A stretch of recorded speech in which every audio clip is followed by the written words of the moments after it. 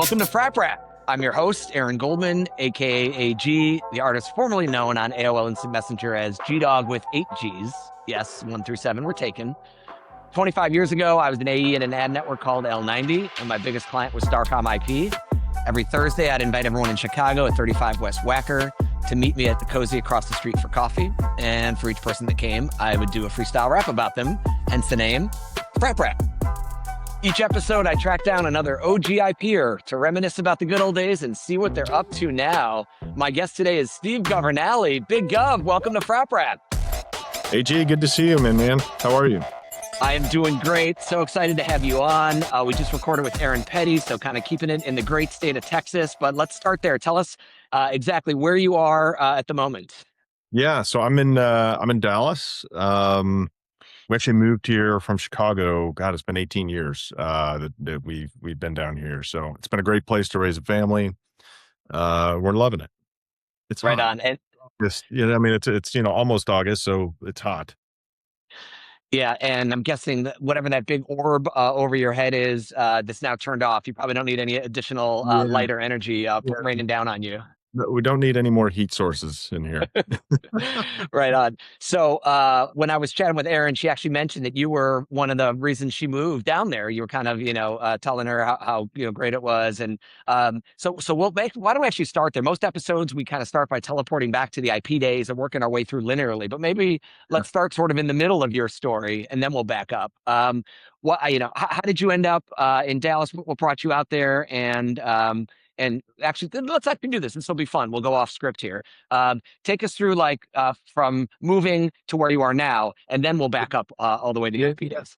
Awesome. Yeah. So honestly, we sort of got the itch to move. We had our first kid, and both my wife and I, both our families were from Texas, right? And so we're like, maybe it'd be nice to be a little closer to family. And so just started looking for opportunities down here in Texas, and ended up taking a role at AT&T, which was moving their headquarters to Dallas at the same time, right? So this is 2008. And so, yeah, we packed up, rented a minivan and drove down, and have been here since.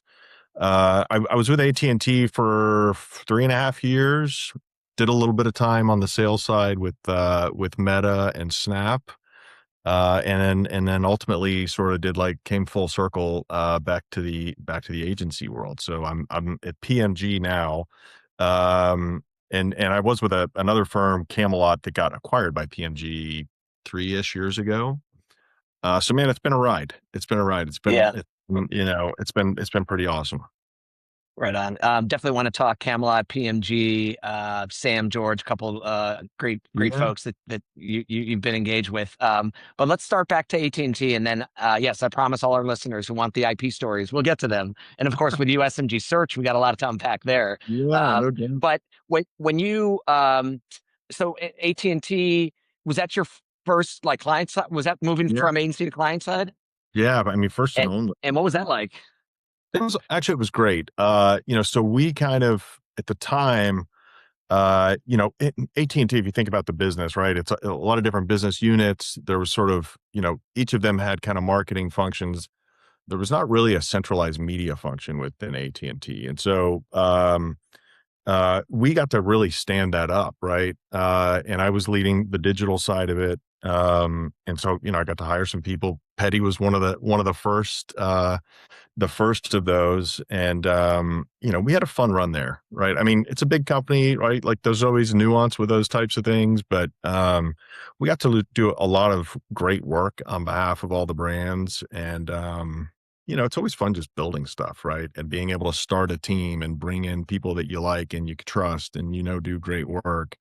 And so did you have an agency at the time, and did you do a full RFP and make a switch? Yeah, no. I mean, so we worked with Mediaocean out of New York, and which was also fun, right? Obviously you spend a lot of time in an agency, and you get really sort of bought in on the principles and what makes one agency different than another, and obviously there are differences. but getting to meet a whole new team and a different sort of part of the industry, and we established a lot of great relationships there, some of which I'm still in touch with today. So we never did like an RFP thing or any of that. But it was fun, and you also get a sense for, like, having been on the agency side for a long time, like, what did I like in clients? What drove me crazy in clients? And so how do I try to be a good client, right? Yeah. And so, it's all good learning experience. Yeah, a lot of empathy there. I think a lot of agency folks, when they think about, oh, it'd be great to be on the client side, calling the shots, and turning the tables. And then when you get there, you're like, actually, I'm going to be like the nicest client ever because I know what it was like. And not dissimilar to folks that go to the sales side from agency side. And, now all of a sudden you're a rep, maybe you got an expense account to do fancy things like buy $2 coffees at Cozy, as the case may be. But I really feel like starting in agency world, getting that mindset, getting exposure across a bunch of different accounts, seeing different Yeah. clients, different campaigns, objectives. It's such a great place to start your career. Do you think that holds true today for people just getting into the industry?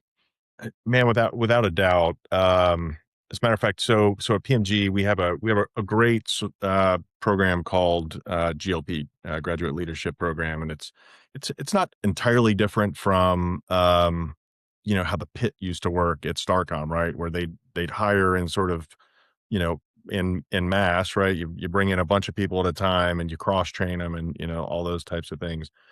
It's obviously different a little bit today because the hiring process is so different, right? Like, we get tens of thousands of applicants for this, right? And obviously it affords us the opportunity to be, uh, to be picky a little bit in terms of who you bring in, just because there's so many people that want to be part of it.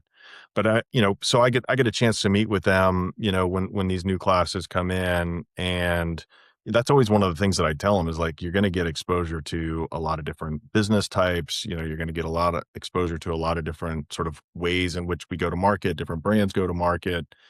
And I also tell them, which I think this is sort of probably part of what we're here to talk about, right? Is, you know, take advantage of, like, enjoy the relationships, right? Like, these early relationships, as sort of at the start of your career, where you don't have a lot of things tugging at you outside of work, right? Family commitments, like those types of things. I said, you're gonna know these. You're gonna find a few people here that you're gonna know for a long time and are gonna become very good friends to you. Um, so yeah, I mean, I still think agency is a great place to start for a number of reasons. Yeah, and yeah, great advice. I mean, it's in some ways similar to when we were coming up. You were spending all our time around these people, so you're building these friendships and bonds that carry through. In some ways, of course, it's a lot different because now you have remote hybrid sort of culture, and so it's Yeah, not literally like you're spending 100 hours in an office sitting next to the same person. Um, true. but Yes. but the principle applies. Like, latch on to the people that you're getting to know, because those are the bonds that are going to carry you through for sure. Yeah, All absolutely. right, so let's teleport back to those days, and take us through it. So when did you start at Starcom, and what was your role at the time? So I started there, January of '99. Um, God, do I have to date myself like that? All good. You're well within the range of people we've had on so far. Um, but yeah, January '99, and I mean, I think at the time it was like Rashad and Tim, um, and I was part of, like, one of those, hey, we're gonna bring in 50 people and staff different parts of the business, right? One of those. So you came in straight to IP. I did, yeah, and I mean, I don't know if Harris is going to participate in this thing or not, but Oh, we'll get him. it'll Yeah, we'll be get him. entertaining. It'll be entertaining. But so he always tells. So before I moved to Chicago, I was in New York for a minute, like a year and a half. But I worked for this company that was building, like, online, like, basically early internet games, right? All desktop driven, whatever. And the name of the company was Cyber Sapien Entertainment, right? And so Harris got a stack of resumes, like, that he could pull from, like, all right, who do I want to have in the group?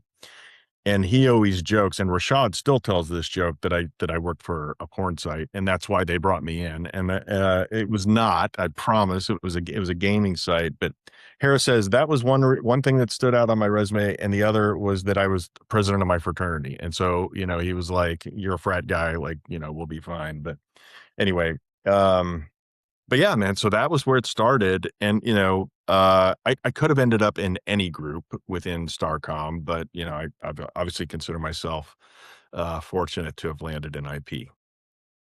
And what do you remember what account you were first working on?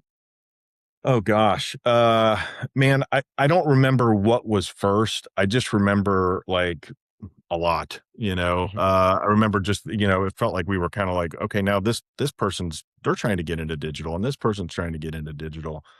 And so, I remember early days like GM, Nintendo.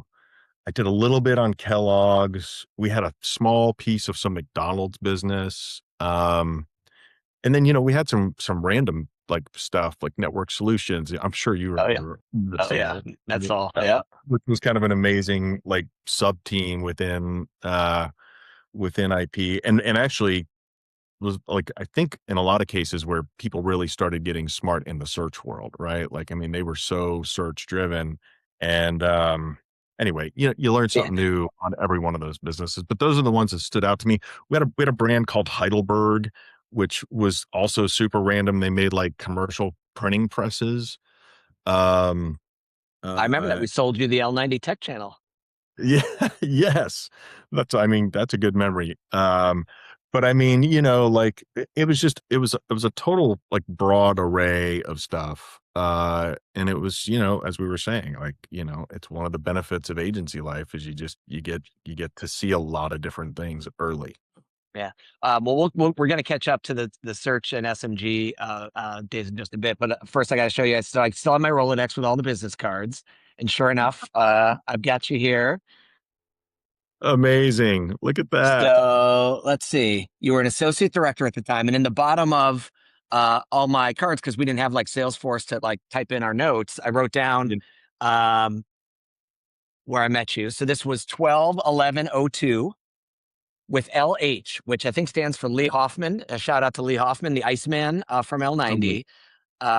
And I didn't write down what account you were on at the time, so we can't fact check in what you said. But I also have my org chart from oh my God. 2005, and I can tell you at this point, you were running NetSol, and you had a big team with you for network solutions, Nintendo, U.S. Army.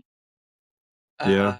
Uh, you had a big remit. Oh, and IP search. So interestingly, IP search was a row in the middle of the proper org chart. You weren't yet moved down to the bottom where like the new group sort of broke out.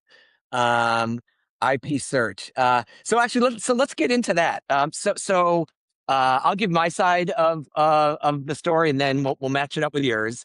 So L90 merged with DoubleClick Media. We became Max Online. Yeah. And so we went from sort of an ad network selling a bunch of, standard placements, banners, pop-ups, emails, etc., to well, at the time it was Overture, right? And then GoTo and then Yahoo. And then, of course, Google came on and search became the hot new format. Of course, the keyword targeting, the ability for direct response Oh accounts yeah. like Network Solutions. It was it was the That's best possible money you could spend in terms of ROI. And so we created a unit called Max Search as part of Max Online. And basically, we were ultimately brokering clicks because search, hadn't been born as a function yet. Folks like Yeah. IP didn't have specialists for it. And so we would basically sell you keywords on a flat cost per click. And then we would manage the keyword buys, we would manage the keyword lists, we would do the optimization, the bidding, and then ultimately you and the clients would get. You would just, you would have your trackers in and you would just see the ROI. And it was like what you got back from that was like, I don't know, 10-1 off of, what you might find off a banner ad. Yeah. But when Max Online got bought, first we got bought by the Excite Network. Then we got bought by Ask Jeeves. And when Ask Jeeves came in, they said, it's awesome that you're doing all this search business, working with folks like Starcom and all their accounts. Instead of Google and Yahoo, can you just run all those keywords on Ask? And I was kind of like, uh, sorry, Mr. Butler. If I bought every keyword on Ask Jeeves, no matter how targeted, relevant to the client it was, I couldn't fill these orders. Netsol was Right. doing $1 million in search every quarter. Like there Yeah. was no inventory on Ask for that.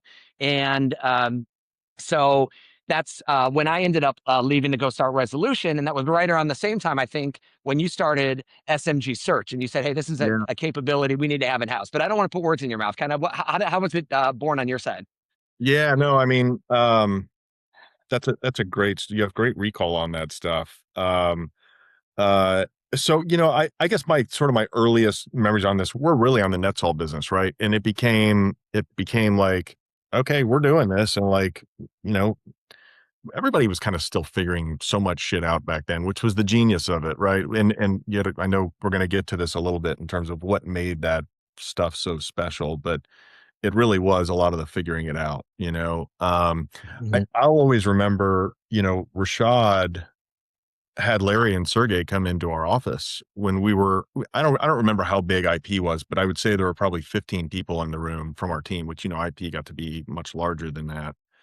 Um, but he had them come in, and I remember being like, I don't know who these, none of us really Yeah. knew them, but Rashad was like, yeah, these guys are kind of onto something. And anyway, they came up to our conference room on the 14th floor and sat at the conference table and just kind of talked to us about how their search engine was different than, the way others worked. And we're like, all right, cool. But anyway, obviously, that became what it's become. But I mean, so Netsol was kind of how we got our footing in the practice of search for sure.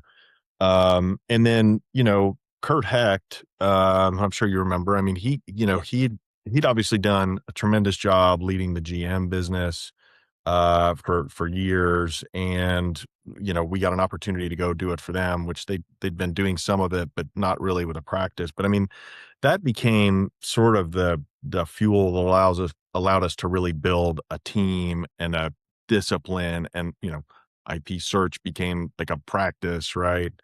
And then Kevin Lang, Paul DeJarnett, like um it was kind of some form of the three of us. There were a lot of people on. Kurt Anagastopoulos, the Yeah. Oh, Kurt. the man who broke the org chart with how long his name was.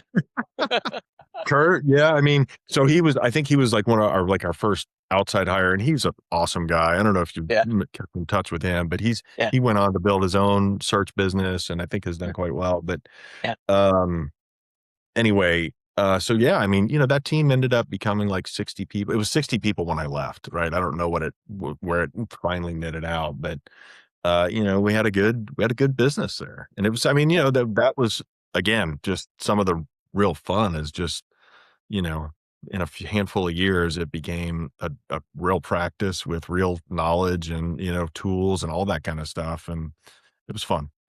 Yeah. Well, and closing the loop on that, back to my side. So we still worked. So the early days of Resolution, before we kind of really became an agency, we were essentially a search ad network, and so we kept working together in a pretty similar fashion as you built out the team. Yeah. And then we got bought by Omnicom, OMD, Sean Finnegan, rest in Yeah. peace. And we did an epilogue on the Gresham episode, remembering him and Brandon and Hillary and Leslie. We should also for Kurt Hecht, of course, Yeah. lots of love there. Yeah. Absolutely. But when we got bought by Omnicom, all of a sudden now, we're competitive. We probably can't work together anymore. And so I remember having to like hand off the final campaigns, to you and your team, and it was like, Yeah. literally like an end of an era, sad moment. It's like, oh gosh, like, can we still be friends? we maybe Yeah. can't work together, but can we still be friends? Yeah. Absolutely. Yeah, man, it was a fun time. It was a really, really amazing time. You mentioned Cozy in your email, and I was Yeah, like, I hadn't thought about that place. We don't have them here. I hadn't thought about that place in I don't know how long. But I remember they used to do this thing, like there would always be a line there for lunch, right? yeah, A good line. And they would do this thing where they would put this little bread tray. Their bread was the secret in that whole business, in my opinion. yeah. Um, but they would put this little bread tray out like right when you walked in the door to kind of, satiate you while you waited in line. And that just became like a Pavlovian thing, right? Like lunchtime, I'd be like, that bread, man. I must have eaten there like 2 or 3 times a week.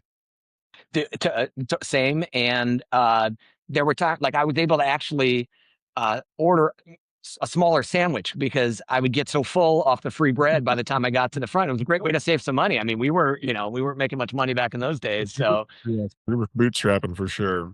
and even on my side, as a sales rep with budget, I didn't have too much. I would always pump people like Lee and Keith Kaplan and Bill Wise and say, hey, I need more to entertain. I'm competing with people doing gene parties and, all this stuff. And all I can do is buy them a coffee and give them a wrap. But then Cozy started introducing s'mores.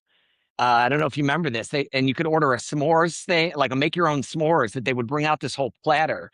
And so that was really when things got luxe at Cozy. The cozy Uh, s'more. all right, so let's kind of like put a bow on it from the IP perspective. Like, what do you think made that place so special, and what do you think its legacy is today? Yeah. Man, I think it's a great question. In my opinion, like it was it was sort of a coming together of a lot of things. One was we had a great leader. I mean, Rashad was tremendous. Just like you know, he's still obviously he's such a smart guy. Like, I don't know if you keep in touch with him or listen to him, but Oh yeah, and he anyway, actually he's been watching the episode, so he'll hopefully hear this. He did say he'll come on, but I want to save him for the very end, after we've talked to everybody else, and then he'll get the yeah. last word. Well, so anyway, I mean, needless to say, like none of it happens without him, and it doesn't happen as well with someone in place of him, right? I mean, he was great about just creating space for us, you know, and keeping, you got big agencies, right? Like any company, right? The politics and stuff. Like he was great at just protecting us from, I think, a lot of that, and giving us freedom and flexibility to go build stuff and do things on behalf of brands.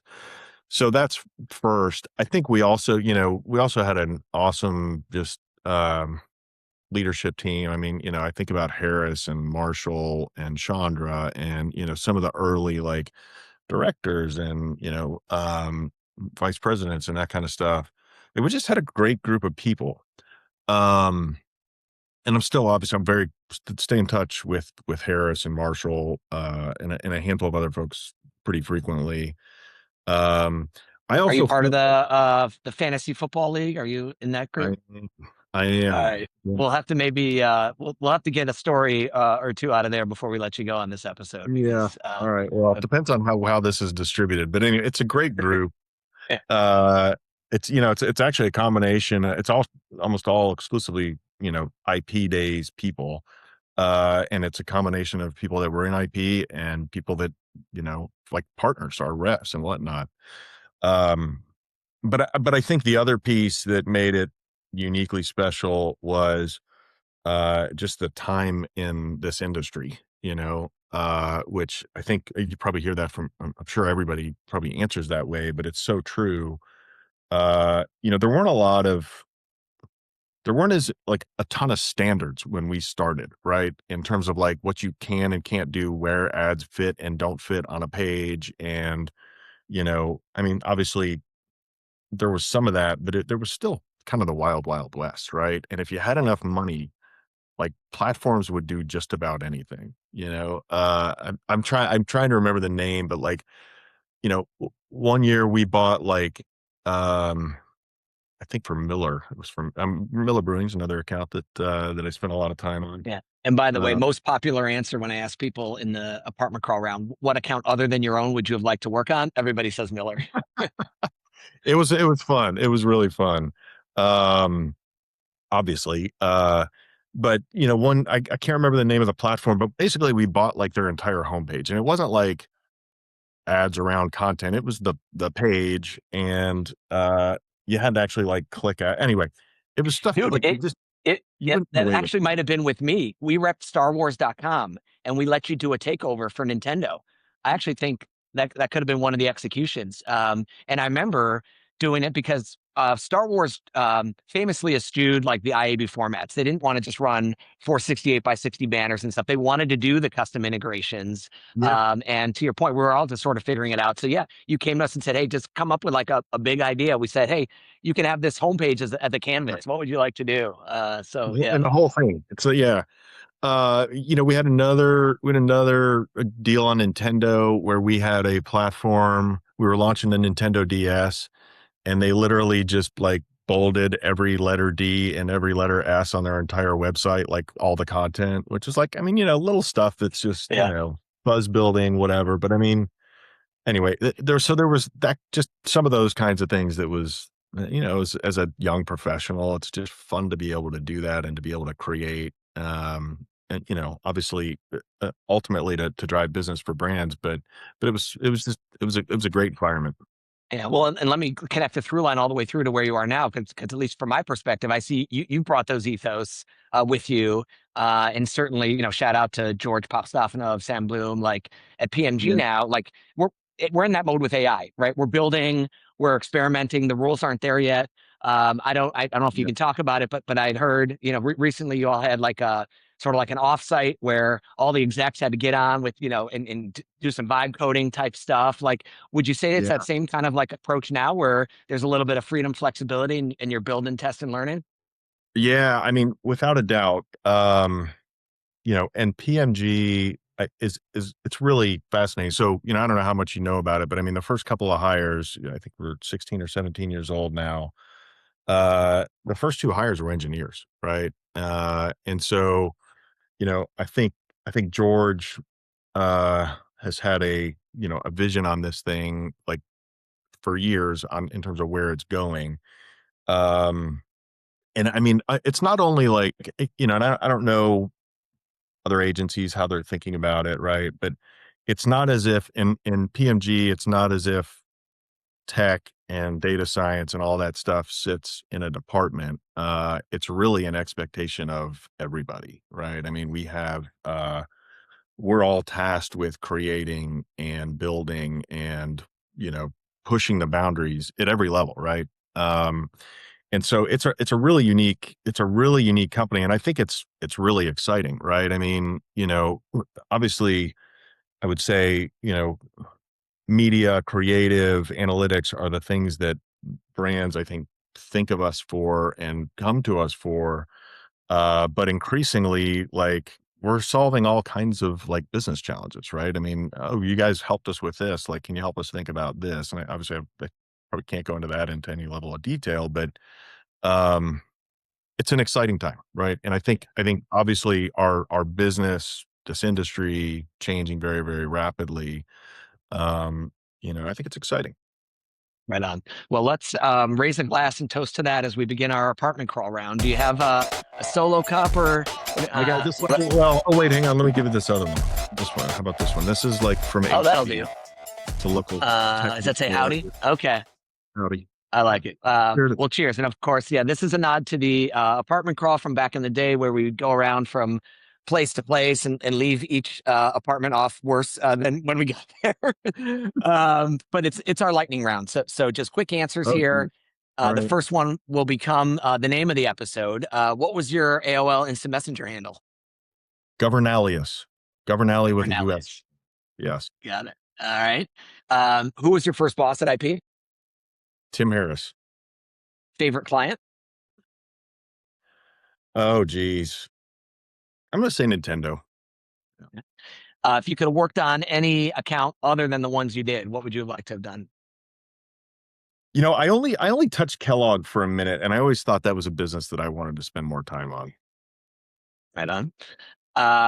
Present company excluded. Who was your favorite vendor? So, good question. I mean, I'm only supposed to give you one answer.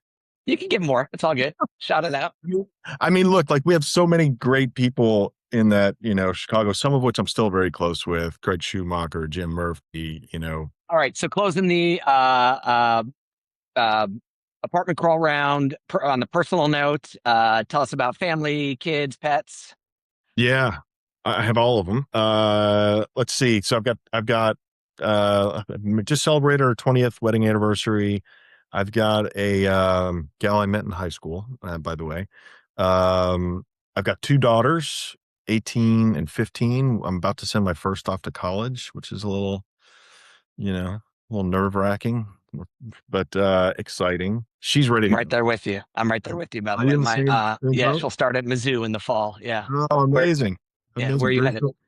Greer's going to TCU, so not too far. Awesome. Yeah. Horned Frogs, is that right? Horned Frogs, yes. Yeah, all right. Yeah. And then you ever watch, maybe you're the same, like my TikTok has been like warped by my kids' account. Like I follow my kids' accounts, so they figure I want all content like that. So I see all the commitment videos. I'm Julie and I'm going to TCU. Go Horned Frogs, and I'm Sarah and I'm going to Texas. Hook 'em. Yes, that has made its way into my social feeds as well. Yeah, it's a thing, man. Yeah, it's so different. I love it. It's great. The kids these days, the kids are all right. Yeah, and then I've got my younger daughter's gonna be a sophomore. She's at art school here in Dallas, and then I've got 2 dogs, Smooch and Wheezy. Awesome, full house. Yeah. Yes, sir. It is. You would not want to be hosting any apartment crawls at this stage. We'd probably break that light behind you. That disco ball would come crashing down. Yeah, no, I think I'm well out of that stage. But man, that we had a lot of fun with that. I don't know if you remember like some of the parties at Harris's with like he used to have like a clandestine casino day at his place. That was like just so ghetto, but it was the best time. Like he'd had this like crappy like homemade craps table that had like these crazy bets. We had a lot of fun, man. We did it right, for sure. No doubt. Amen. Yeah. So after Resolution, my next move was back then they were called Kenshu, now they're called Sky, and that's actually when I first met George. When with PMG was doing a lot of Kenshu, and we had a guy named Ryan Booth in our Chicago office who had an apartment in the city, and he had a hallway storage locker, kind of storage unit. Each apartment got a little storage unit in the hallway, and he turned his into a speakeasy where literally like you walk in and all you see is a bookshelf, but you know which like part of the shelf to move, and you walk in and he had a whole like sort of salon, poker table, bar set up just in the middle of this like apartment building in the middle of the city. It was super cool. The stuff that we did then. All right, so that's a great place to put a pin in it. We're going to do the Frap Rap round, which of course is how we close every episode. Just like if we were back at Cozy, I'd give everybody a little freestyle about whatever was going on, what they were working on, what they were wearing. So your task now is to give me a few keywords to work with here. So I don't know if you have anything to write with or if you have any props you want to just hold up. All right, I got some props. All right, and I also came prepared in the theme. 2 or 3 is good, and as Harry Mack always says, no fruits or colors, because I don't want to end up with an orange, because nothing rhymes with orange. I brought so in the last episode with Aaron Petty, the first thing she held up was a little placard that said, "What would Beyonce do?" And I talked about how I saw Beyonce in Paris, and so I have my Cowboy Carter hat, which I feel like is appropriate now for our session here. I'll go into what would Beyonce do mode for this. I don't know if you got anything to match me. I'm sure you got it. You got to have a hat around somewhere, right? I do. Is that too obvious? No, let's do it, man. Let's embrace our, there it is. Yes. All right. This is going to be the clip. We're going to do numbers on the socials here. All right. Yeah. Just, you can hold up whatever. You can shout out a word. We're going to get it going. Let me just think here. Hang on. Give me 1 sec. All right. You get prepared. I'm going to take a little bit of water. Okay. Another sip of my coffee here. It's early in the morning, so the solo cup was empty, but I do have my mug. For those who are listening and can't see the video, it's not a dad bod, it's a father figure. So it's written on the mug, words to live by. All right, I got 2 things here, maybe 3. The last one's going to be a total. You may not even know what it is, but we'll see how we're gonna put you to. We're gonna put you to work. That's the beauty of it. Without a net. All right. So here we go. Here we go. I slip into my flow. I'm here with my boy Gov, and I got big love. Throw something up and put it in the frame. It better not be lame. It's a hat. It says Cecilia. And you know, oh baby, I can feel ya. Just like Beyonce, we go crazy with my Lee. It's a party in the USA. Everything's bigger in Texas, and that's what I say. Hold up another, better look my way. It's the Callaway. It's a little golf ball. And what's up, all of y'all and all of y'all? I get my Texas drawl and my little bit of slang, and you know I ain't lame, and you know I ain't the same. You ain't heard it before. Give me a little more. Put it around the neck. And what you gonna do when you bet on me? AG in the place to be. Ain't it cool? It's a fan, and I rule this world like Ja, because if I did, I rule the world. I free all my sons. I love them, baby. A little nasty Nas to close it out. Anything else you got for me? Because I'm all about out of the rhymes. I mean, I do have no thought, but that was amazing. We'll stop there. All right, cool. What was the last crowd? Maybe it'll lead to a story for us. You have not lost a step, my man. I appreciate it. It's all about having good material and good people to work with. So thanks for coming on the show. Appreciate you, Steve. And cheers. Thanks for having me. We'll do it again soon, and look forward to the next episode of Frap Rap. Thank you, man. Great to see you. You're listening to the Mediaocean Podcast Network. For more of our shows, visit www.mediaocean.com/podcasts.